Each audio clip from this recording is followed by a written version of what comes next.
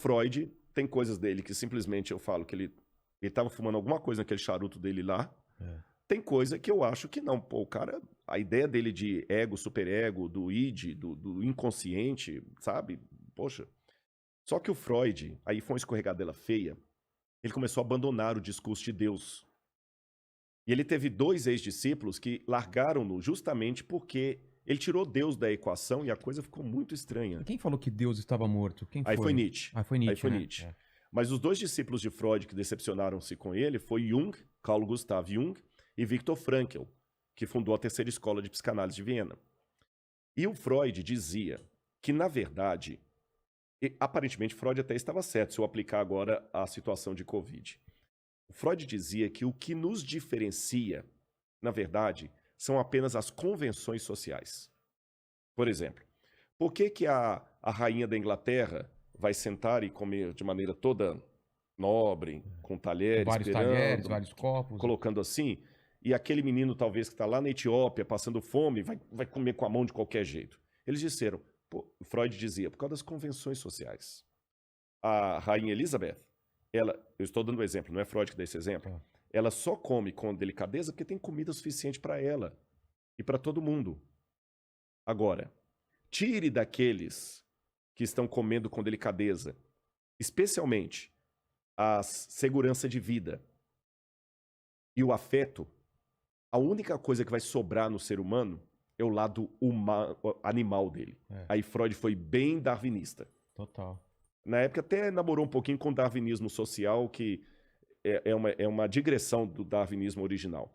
O darwinismo social é aquele que acha que realmente é a lei do mais forte, eu vou te matar porque eu...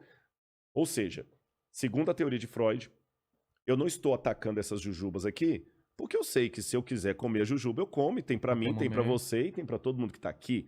Agora, coloque-nos numa situação de crise Só e tem essa fome. jujuba. Cara, eu vou virar um Jason aqui, vou te vai se matar, e matar você vai pra- virar um Fred Krueger e vai tentar me matar pela jujuba. Sai fora a educação, o primeiro você. Aí o Viktor Frankl, os 3 eram judeus. Freud era judeu, Jung era judeu, Viktor Frankl era judeu. O Viktor Frankl foi apanhado pelos nazistas e foi para 2 campos de concentração, Dachau e Auschwitz. E o Viktor Frankl sofreu muito. A esposa dele foi morta, ele estava casado com ela há menos de 6 meses, foi morta em Auschwitz. A mãe dele, o pai, a irmã dele sobreviveu, mas ele pensou que ela tinha morrido também. E o Viktor Frankl, quando ele esteve em Auschwitz, ele viu a miséria total. Só que quando ele saiu de Auschwitz, ele criou a terceira escola de psicanálise de Viena com a logoterapia. E o Viktor Frankl fez uma crítica ao pensamento do seu mestre Freud.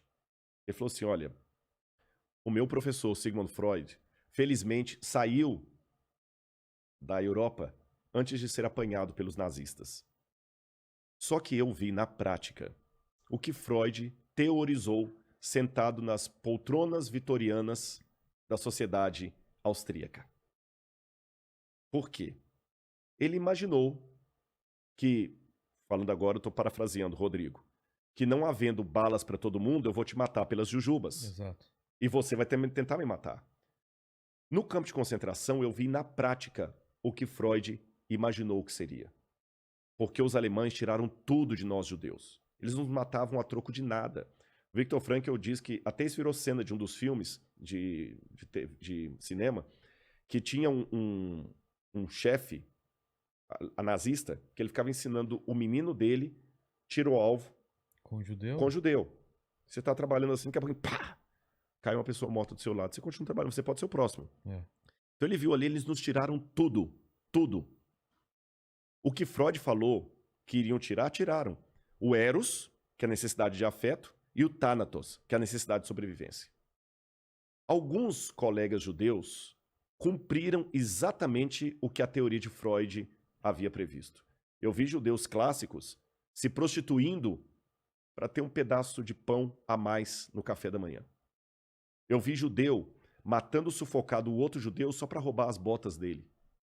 Eu vi judeu roubando a sopa do outro judeu. Agora, ao mesmo tempo que eu vi isso, eu vi alguns se tornando heróis. De que maneira? Eu vi um judeu dando a única sopa que ele tinha para um outro que estava mais debilitado comer e ele mesmo ficou com fome.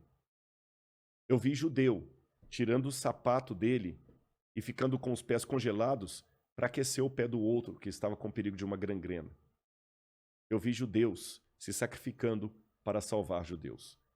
Então, pela experiência prática de Auschwitz, eu aprendi que, diferente do que Freud teorizou, as crises não são aquilo que nos iguala, querendo roubar a jujuba. As crises são exatamente aquilo que nos diferencia. Porque no momento da crise, alguns se tornam santos e outros se tornam porcos. Cara, que fantástico.